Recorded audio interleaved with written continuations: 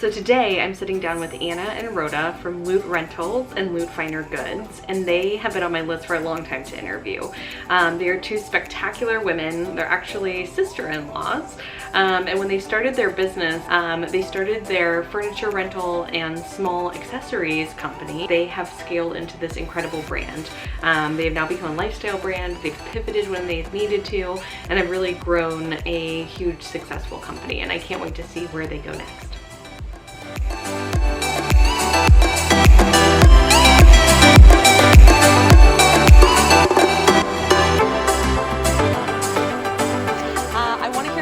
Story and your beginnings. I know from our early years of friendship, you guys were experimenting in the market and having a rental business was something new and fresh and different in the wedding industry.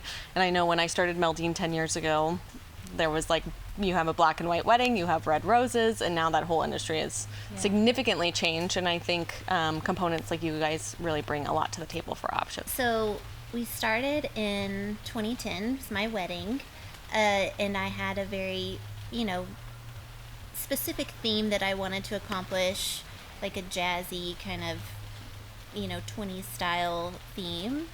The only people in the industry that were renting these items were like the big box stores. So think Chiavari chairs, white linens, white and that really folding tacky chairs. White leather. Yes. Oh, right. So basically I had to go find it all, and it was quite the task. So I enlisted the help of my family, and if you don't know, Rhoda's my sister-in-law. She's married to my brother. We hunted for vintage napkins, silverware, china, and other like decor pieces on the weekends. And I remember when we were collecting all of this stuff and it was just kind of building up in my parents' house, we both had the idea of renting it out because nobody else was doing it. And there's obviously a demand for it because brides were on Craigslist selling the stuff, all the stuff that they had bought. And so we had the idea to do rentals pretty much right away. At the same time. But you were separate than I was, and I remember bringing the you idea. weren't even in Austin. No, I lived in Fort Worth at the time. And what were you guys doing previously? What was your career prior? Well, at the time, I was staying home with my kids because I had a baby and a toddler. And my husband's job was pretty demanding, so I wasn't working, so I could help that. And I always knew that when that job was over, that I was going to be moving to Austin so we could begin our life there, because that's where the family lived. And so, what were you doing? Oh, and then I had recently moved to Austin from New York and had come from a background in fashion and also website merchandising and styling. So it was your skill set was natural. Yeah. And before I was a stay-at-home mom, I did a lot of work in advertising. And then I also switched over to academia, and so I had a lot of experience doing recruiting and working in that field. So there was a lot of different things that I think both of our backgrounds lended to make this possible. We were kind of at pivotal points in our careers. I was ready to come back into work, and I think Anna was at a place where she was ready to start something new as well. So we came up with the idea and wrote a business plan. She went on her honeymoon. I started posting on Craigslist just to see if there was So do you feel like you were, were you using the Loot name at that point? Or were you using we have China, do you want to rent it? Yeah, we had the name already. Rhoda had thought of the name actually. Yeah, I remember you were spending the night at my parents' house. You were in town and you woke up and you were like, Loot. I dreamed the name. It's Loot. Yeah. Oh. And I can't even tell you what the dream was. I just remember the night before we were both staying up trying to come up with names. I don't even remember the different ones we came up with. But it was very clear the next morning. I was like, oh, it's Loot. It's this. It makes so much sense. Yep. So when you were, I guess, putting the initial post on Craigslist, were you posing as a business, you know, and kind of smoke and mirrors. All right, we got response to Craigslist, and I had to disturb her on her honeymoon and be like, hey, when you get back, working. when you get back, you need to go meet with this client. And so Anna, when she got home, she loaded her trunk with some of the items, some of the china and linens and glassware that we had, and took it over to somebody's house and said, this is what we can offer. Like a trunk side service. Like I had a hatchback at the time. It was very convenient. That's awesome. Yeah, we didn't get that client. No. That didn't wow her with my presentation. But I think what really helped us kind of, you know, get our feet wet was, I have a background in branding, and Anna has a background in web development. And so we were very clear, like, we wanted to invest in a good brand and an image. And even though we had never worked in the industry before, we posed like we knew what we were doing, and it worked. And I so feel like you have to. Fake it till you make it, literally. Totally. That was kind of how we approach this, because what's interesting about our industry is that it's a zero entry. Like, you don't have to have any accreditation. You don't have to have anything. You just have to have a product. And well, I feel like there's a lot of wedding industry types that can be solopreneurs, but in your case, it takes a community of people to really pull it together. You have drivers, you have inventory, you have website management, you have HR, lots of dynamics. So did you try to absorb a lot of that from the beginning? Obviously yourselves delivering and picking up and all that stuff. We did it all. We did all the storage, we did all the washing, all the driving, handling. We were carrying these heavy pews by ourselves. It really was a good workout. I'm really glad, though, that we started it that way, and we did get our hands in all the nitty-gritty, you know, details of the back end and all of those logistics.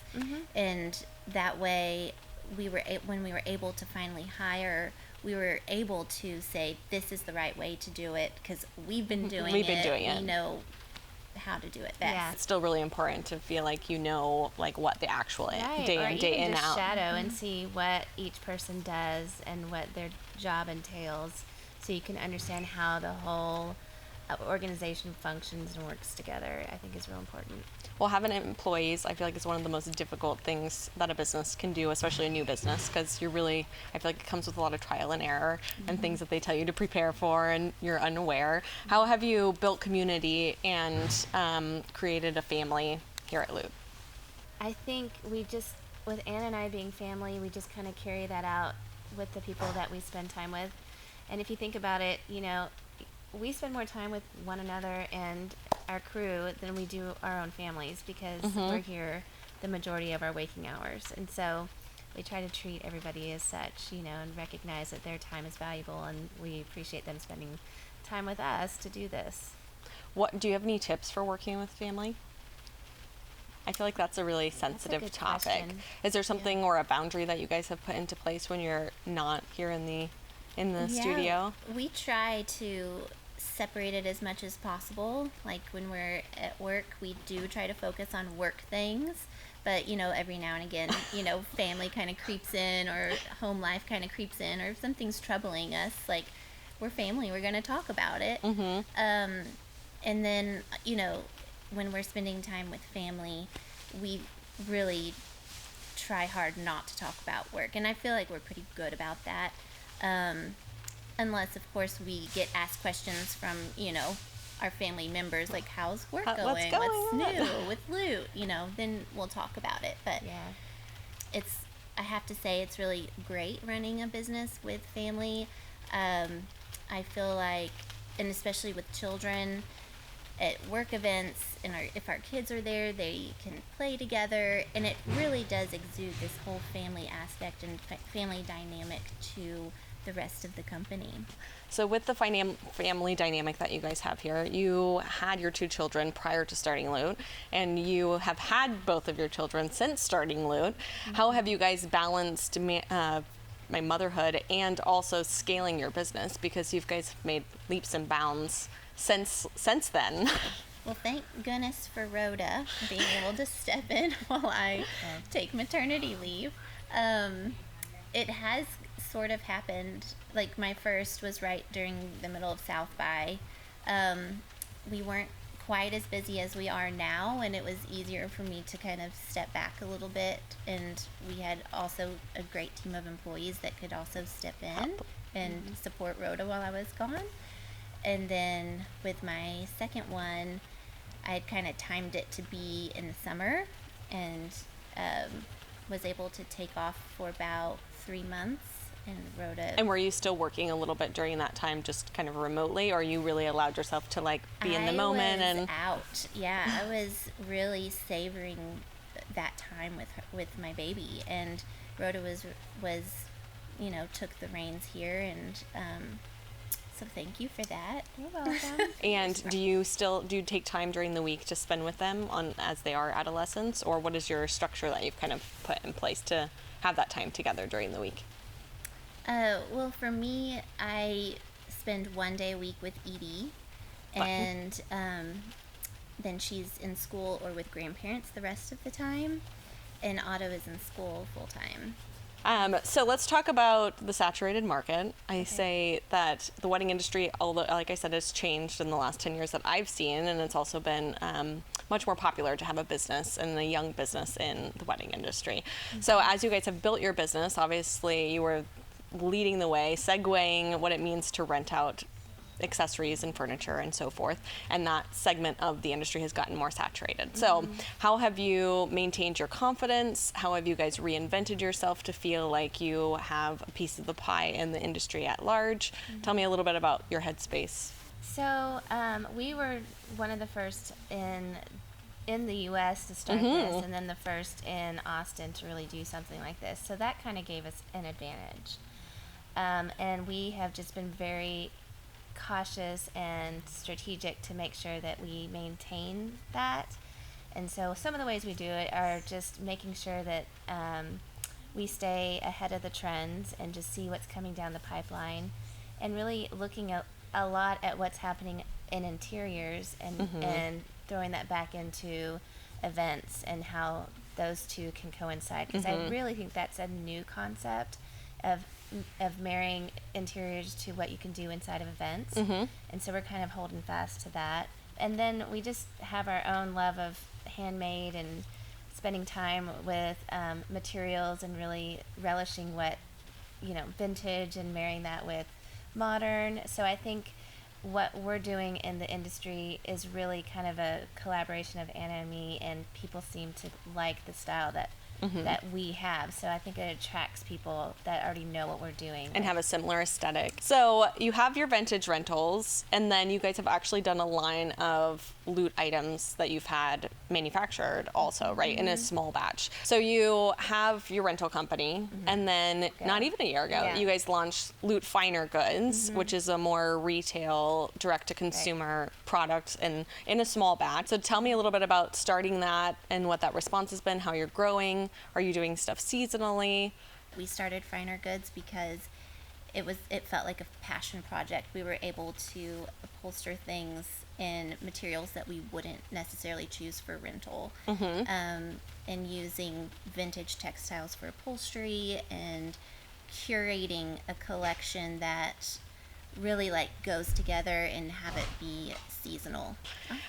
So I always find having a passion project is so healthy for creatively stimulating than the core of your business. I think a lot of times it's so necessary to have something else that's a creative outlet, because you can just be in it and it's almost running you, rather than being able to put new ideas into it. Right. So how has starting the Finer Goods impacted your rental business? Well, I think for one, the Loot name is starting to merge into a lifestyle brand, not necessarily just rentals, but the whole thing that started the retail line was because we were getting requests from people who rented our items. I want to keep it. And they're like, we love this for our wedding, can we go ahead and buy that? And the answer is usually no, because it's on rental orders. It's on inventory and people have it reserved. Right, and it's reserved, and it's usually one of a kind, and we're not able to replace it. So we had enough of those requests to realize there was a a market for it. And so we just kind of, but it was just like you said, the passion project is always important, because sometimes with rentals, we are making sure that we're giving our clients what they want, but this is kind of a little bit of more of personal. It's kind of who we are, and share our art or our ideas. Because I feel like day to day, the rentals is actually more logistics. Unless you're getting new furniture in and having it reupholstered or like making tweaks, you know, you have your moment with it, and then it's just a matter of like the facilitation of the details and repair, which is not creative and as creative. Not all the time, no. So let's talk about productivity hacks. Is there anything as women or as business owners that juggle so much, is there anything that is making you like hack life right now? When we talked about this earlier, I had heard I just read yesterday something that a successful professional does, and she puts coffee in her oatmeal. And I was like, that actually sounds delicious. That is an interesting hack, and a way to just I wonder if she puts milk. Well, I guess you could. Maybe, it could be like a latte with oatmeal. Yeah. For a life hack, one of the things that I try to focus on is just the one thing. Each day I focus on just one thing. That's a great tip. Instead of like looking at my daunting list that goes on for pages and pages, I pick out the one thing that's going to take a good chunk of mind space and time, and say I've got to accomplish this thing today. And I feel like at the end of the day, once I do that, I know I've accomplished something. And you can leave being like, that was checked off. Yeah. I think that's a good reminder, because I think all of us have overflowing lists, and the list can sometimes, like, too many tabs are open when you can just focus on one. Yeah. I think for me, social media is such a consuming part of our lives now, right? Like it's always there, it's always on, my phone's always dinging. True. And for me, I've actually recently started doing this where I look at my Instagram, for instance. I'll spend 1 hour, and just in the morning, usually when I wake up or when I'm waking up, I'll be on my phone for just 1 hour, and then I don't feel like I have to check it constantly throughout the day, because otherwise I'll be on my phone all day long. So I try to block out that time, kind of wrapped up in the rabbit hole. Well, and I feel like when you actually sit down and think about it, you're like, what's really going on during the day that I need to check this, so frequently. It is pretty freeing, though, the times that you do allow yourself to be phoneless. And I really love those times, just to be able to put it away and in another room, away, so you're not even tempted to look at it or can hear the notifications coming through. I think that's important. Yeah. It's very important. At my house, they're linked to the iPad, so every time that something comes through on my phone, you hear the iPad ding, and it's just dings all over the place, and it's just oh my God, our lives are hilarious. So connected. So connected, yeah. It's hard to just turn it off. Being in a creative world, I think without being able to put off those technology boundaries, you can't find your true, inspiration and, really look around and see the world and see, inspiration through textures or patterns or, the world around us. So.